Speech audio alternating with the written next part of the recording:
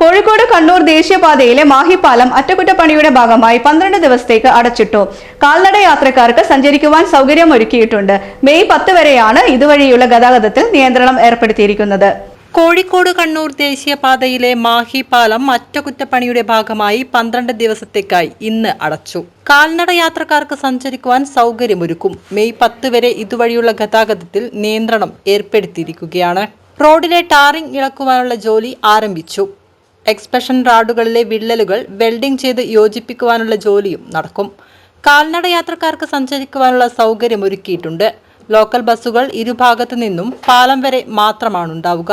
വടകര ഭാഗത്തു നിന്നും തലശ്ശേരി ഭാഗത്ത് പോകുന്ന ബസ്സുകൾ മാഹി KTC ജംഗ്ഷനിൽ ആളെ ഇറക്കി തിരികെ പോവും.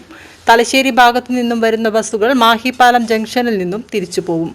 ദീർഘദൂര ബസ്സുകൾ ബൈപ്പാസ് റോഡ് വഴി തിരഞ്ഞെടുക്കും. മറ്റു വാഹനങ്ങൾ കുഞ്ഞിപ്പള്ളിയിൽ നിന്ന് വലത്തോട്ട് തിരിഞ്ഞ് മോന്താൽ പാലം വഴിയും, തലശ്ശേരിയിൽ നിന്ന് കോഴിക്കോട് ഭാഗത്തേക്ക് വരുന്ന വാഹനങ്ങൾ ചൊക്ലി മേക്കുന്ന് മോന്താൽ പാലം വഴിയോ, മാഹി പാലത്തിന്റെ അടുത്തുനിന്ന് ഇടത്തോട്ട് തിരിഞ്ഞ് പെരിങ്ങാട് വഴി മോന്താൽ പാലം വഴിയോ പോവേണ്ടതാണ്.